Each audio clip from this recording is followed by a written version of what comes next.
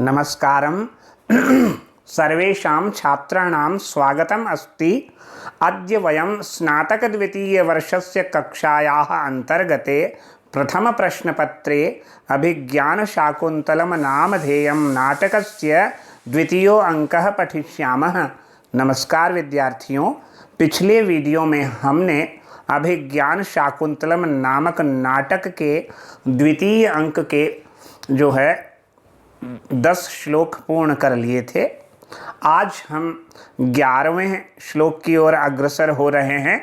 उससे पहले थोड़ा सा गद्य है जो राजा कह रहे थे श्लोक के पश्चात। राजा परवती खलु तत्र भवती, आदरणीया शकुंतला तत्र भवती, जो उपस्थित नहीं होता है वो तत्र भवान, और आप उपस्थित होता है तो आदरणीय अत्र भवान। स्त्रीलिंग है इसलिए अत्र भवती उपस्थित है और तत्र भवती उपस्थित जो नहीं है, इसलिए यहाँ पर कहा परवती, परवती खलु तत्र भवती।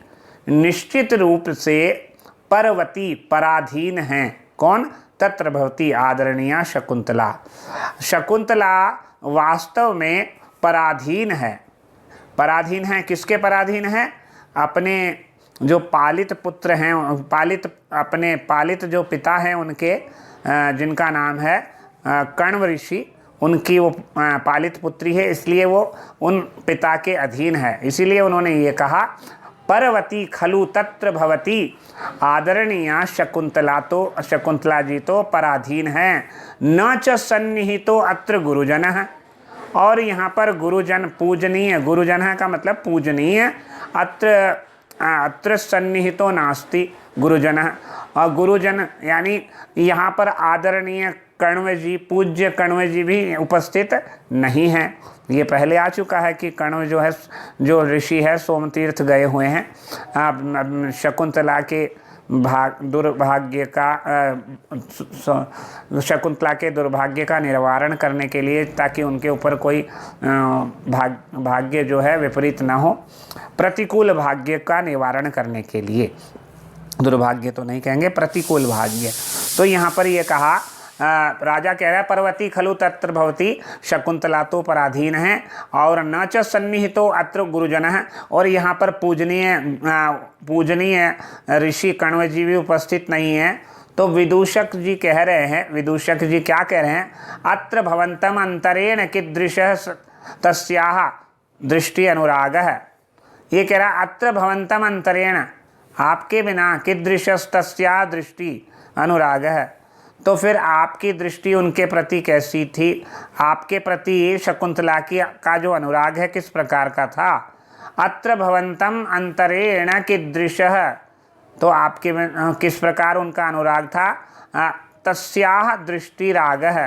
तो उन्होंने कहा, राजा कह रहे हैं निसर्गाद एव, तो राजा बता रहे हैं कि निसर्गाद एव, स्वभाव से ही, एव अप्रगल्भ तपस्वी जना कन्या जन, जो तपस्वी जने होते हैं, जो आश्रम में निवास करने वाली तपस्वी जो कन्याएं होती हैं, वो किस प्रकार के स्वभाव की होती हैं, उनके विषय में उन्होंने बताया। अप्रगल्भ न प्रगल्भ प्रौढ़ कन्या जन तपस्वी नाम तापसानाम कन्या जन। अथवा तात्पर्य वो ये बता रहे हैं कि किस प्रकार जो होती हैं कि उनमें अप्रगल्भता होती है। यानी विदूषक ने जब ये पूछा श्रीमान आपके विषय में, उसका दृष्टि अनुराग कैसा है ना, कीदृशः तस्याः दृष्टि अनुराग है, तो उसके उत्तर में वो कहते हैं, राजा कहते हैं कि भाई उसका जो अनुराग है स्वभाव से ही, निसर्गाद एव, स्वभाव से ही, तपस्वी कन्यका, तपस्वियों की जो कन्याएं होती है कैसी होते हैं? अप्रगल्भा, संकोचशील स्वभाव वाली होती है, संकोचशील स्वभाव वाली कन्याएं होती है। ये पंक्ति यहाँ पर आई थी, मैं आपको पढ़ के बताता हूँ। राजा पर्वती तत्र भवती खलु, निश्चित रूप से जो है वो पराधीन है। न च सन्निहितो अत्र गुरुजन है, और पूजनीय कण्व ऋषि जी भी यहाँ पर उपस्थित नहीं है। तो उन्होंने फिर विदूषक जी पूछते हैं कि दृष्टि अनुराग है, यो कह रहे हैं कि अत्र भवंतम अंतरेण, आपके प्रति, अत्र भवन्तम् अंतरेण, आपके प्रति उनकी कीदृशी कैसी है, तस्याः दृष्टि अनुराग, आपके प्रति उसका दृष्टि अनुराग किस प्रकार का है। तो राजा कहते हैं वैसे तो स्वभाव से निसर्गाद एवं अप्रगल्भ तपस्वी कन्या जन, स्वभाव से ही तपस्वियों की कन्याएं जो होती है वो स्वभाव से ही संकोच प्रवृत्ति वाली, संकोचशील स्वभाव वाली होती है। तथा ही फिर भी अब क्या है, फिर भी यहाँ पर एक श्लोक उपस्थित हो रहा है।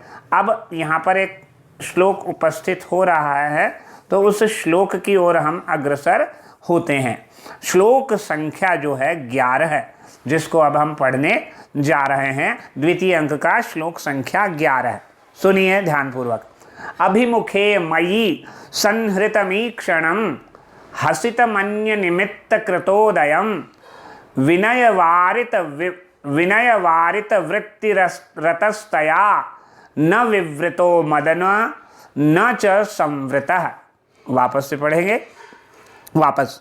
अभिमुखे मयि संहृतमीक्षणं, ये प्रथम पंक्ति थी। द्वितीय हसितमन्य निमित्त कृतोदयं, हसितमन्य निमित्त कृतोदयं, ये द्वितीय पंक्ति है। तृतीय विनयवारित वृत्तिरतस्तस्याः, विनयवारित वृत्तिरतस्तस्याः, और अंतिम पंक्ति है न विवृतो मदनो न च संवृतः, न च विवृतो मदनो न च संवृतः। अब देखिए इसको हम समझ लेते हैं कैसे। अभिमुखे मयि, अन्वय से इसका अर्थ करेंगे मयि अभिमुखे ईक्षणम संवृत्तम, यानी मेरे सामने, अभिमुखे मेरे सामने, ईक्षणम मेरे सामने जो है वो ईक्षणम संवृत्तम, जो ये शकुंतला है वो मेरे सामने किस प्रकार का उसका था, मेरे सामने होने पर उसने आंखें हटा ली थी। संवृत्तम, उसने आंखें हटा ली, और इस प्रकार हंसी का, इस प्रकार जिसका इस प्रकार उसने हंसी हो, तो हंसी में हसितमन्य निमित्त कृतोदयम का मतलब है जिसका उद्भव अन्य कारण से किया गया हो, इस प्रकार उसने हंसी, वो हंस रही थी, यानी उसके चेहरे पर मुस्कान भी थी, वो बहाने से हंसी। ठीक है, तो ये बहाने से हंसी, अन्य निमित्त कृतोदयम है ना, हसितम। तो ये काम का व्यापार, कामदेव का जो व्यापार है उस शकुंतला में शील संकोच के द्वारा निवारित कर दिया गया, यानी रोक दिया गया। यानी कामदेव का व्यापार, जो काम भावना है शकुंतला की, विनयवारित, विनयवारित का मतलब है शकुंतला में जो शील संकोच के कारण, विनय के कारण उस काम व्यापार को निवारित कर दिया गया है, रोक दिया गया है। अतः उसने न तो प्रकट किया काम भावनाओं को, न तो वो प्रकट किया और न ही छुपाया है, न तो छुपाया ही है न ही प्रकट ही किया है। ये जो अंतिम पंक्ति है ना, न विवृतो मदनो न च संवृतः, न विवृतो नहीं छुपाया है, न च संवृतः मतलब उस सामने, न तो उसने उसका छुपाया है और न सामने प्रकट किया है। ये यहाँ पर बताना चाहते हैं। तात्पर्य ये है कि जब शकुंतला जो है वो राजा के सम्मुख मुख करती है, सम्मुख नहीं करती है, लेकिन वो किसी बहाने से वो हंसती है, उन्हें उनकी ओर लक्षित करके हंसती है, और उस हंसने के कारण और आंखें नहीं मिलाने के कारण क्या हो रहा है, आंखें तो नहीं मिला रही लेकिन दूसरी ओर मुख करके वो हंस रही है। तो यहाँ पर ऐसे कह रहे हैं कि विनय, ये भाव क्यों हुआ, विनय वारित वृत्ति तस्या, ये विनय के कारण, लज्जाशीलता और नम्रता, लज्जाशीलता के कारण वह विनय वारित, विनय संकोच स्वभाव होने के कारण उसने क्या किया, विनय वारित, उनके काम भावनाओं को, उसकी काम भावनाओं को, कामदेव के व्यापार को किसने रोक दिया, लज्जा भाव ने, शील संकोच स्वभाव ने रोक दिया। इसलिए शकुंतला की ऐसी स्थिति देखकर कैसा लग रहा है, न विवृतो मदनो न च संवृतः, न तो उसने काम व्यापार को छुपाया ही है और न ही प्रकट किया है, न छुपा पा रही न प्रकट कर पा रही है। तो ये ऐसी स्थिति बन गई है। इसको अन्वय से एक बार और समझ लेते। मयि अभिमुखे ईक्षणम संवृत्तम, मेरे सामने मुख रहने पर वह अपने जो है उस दृष्टि को दूसरी तरफ घुमा लेती है, हटा लेती है, संवृत्तम। और अन्य निमित्त कृतोदयम हसितम, और किसी दूसरे ही बहाने से हंसती है, परिहास करती है, और किसी दूसरे ही भाव से वो दूसरे अन्य निमित्त कृतोदयम हसितम, और दूसरे ही बहाने से वह मुख घुमाकर हंसती है। और तीसरी बात है मदनः विनय वारित विवृति, और मदन भाव को कामदेव के भाव को, कामदेव के व्यापार को विनय वारित विवृति, उसने संकोच स्वभाव होने के कारण उसको क्या कर लिया, निवारण कर दिया है, उसको रोक लिया है। अपने काम भावना को, काम व्यापार को उसने जो लज्जाशीलता के कारण या विनय वारित यानी संकोच स्वभाव के कारण उसने विवृत है, रोक लिया है। तया, उसने न विवृत है, न तो छुपाया ही है, न तो प्रकट किया, न विवृत है और न च संवृत है, न तो उसने प्रकट किया है न ही उसने छुपाया है। ये इसका भाव है। संस्कृत में अगर कहेंगे तो मयि अस्मिन् जने दुष्यन्ते अभिमुखे यानी समक्षम सति ईक्षणम दृष्टि ही संवृत्तम अपरिसारितम, और अन्य निमित्त कृतोदयम अन्यत इतरत निमित्तम हेतु यस्य तत् यथा स्यात् तथा कृतः विहितः उदयः आविर्भावः यस्य तत् यथा स्यात् तथा हसितं हासः कृतः मदनः कामः विनय वारित विवृतिः विनयेन शीलेन वारिता नियमिता वृत्तिः व्यापारः यस्य तादृशः अतः अनेन हेतुना सह मदनः न विवृतः प्रकटीकृतः, विवृतः यानी प्रकटीकृतः, और न च संवृतः न गोपनीयः, गोपनीयः। तो यहाँ पर ये बताना चाहते हैं आंखें मिलते ही हटा लेना श्रृंगार लज्जा ध्वनित करता है। देखिए यहाँ पर आंखें मिलते ही यदि वह आंखें हटा रही है कोई नायक या नायिका, तो यह उसका श्रृंगार का भावना है, लज्जा ध्वनित करता है, श्रृंगार और लज्जा प्रकट करता है, जो उत्तम नायिका होने के सूचक हैं। यहाँ पर ये बताया कि भाई आंखें मिलते ही हटा लेना श्रृंगार लज्जा ध्वनित करता है, जो उत्तम नायिकाओं का सूचक है। हसित भी इसी का सूचक है। अब हसित क्या होता है, हंसना।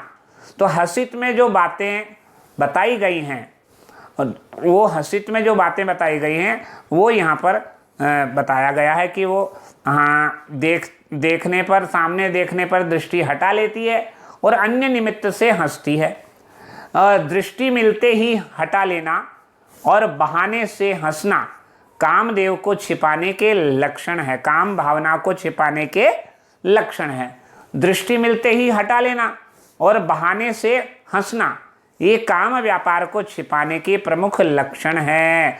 इससे नायिका शकुंतला का मुग्धा नायिका सूचित होता है, मुग्धा नायिका होना सूचित होता है। किस प्रकार की नायिका है शकुंतला? मुग्धा नायिका है, मुग्धा नायिका है, ये सूचित हो रहा है दो विशेषताओं से। कौन सी दो विशेषता हैं? पहले तो दृष्टि मिलते ही हटा लेना, और दूसरी अन्य बहाने से हंसना, ये काम को छिपाने के लक्षण हैं। अतः यहाँ पर नायिका शकुंतला का मुग्धा नायिका होना सूचित हो रहा है। अब आगे मुग्धा होना, मुग्धा नायिका क्या होता है? तो मुग्धा होना यौवनारंभ का परिचायक है। यौवनारंभ, यौवन के चार प्रकार, यौवन जो चार प्रकार का बताया गया है, तो यहाँ पर यौवन का आरंभ है, उसे मुग्धा नायिका का लक्षण है। मदन को छिपाने का अर्थ है श्रृंगार सूचक अनेक परिवर्तन लक्षित हो जाना। मदन को छिपाने का अर्थ है श्रृंगार सूचक अनेक परिवर्तन लक्षित हो जाना, अपना प्रेम प्रकट करना। पहली अवस्था हेला और दूसरी अवस्था मोटाईत कहलाती है। पहली अवस्था तो ये दो लक्षण इन्होंने बताया, मदन को छिपाना अर्थ श्रृंगार जो है सूचित करता है परिवर्तन, श्रृंगार सूचक अनेक परिवर्तन, लक्षित हो जाना, अपना प्रेम प्रकट करना, ये दो बातें हैं यहाँ पर। तो ये दो लक्षण कहे गए हैं यहाँ पर। पहली अवस्था को तो हेला कहा गया है और दूसरी अवस्था को मोटायित कहा गया है।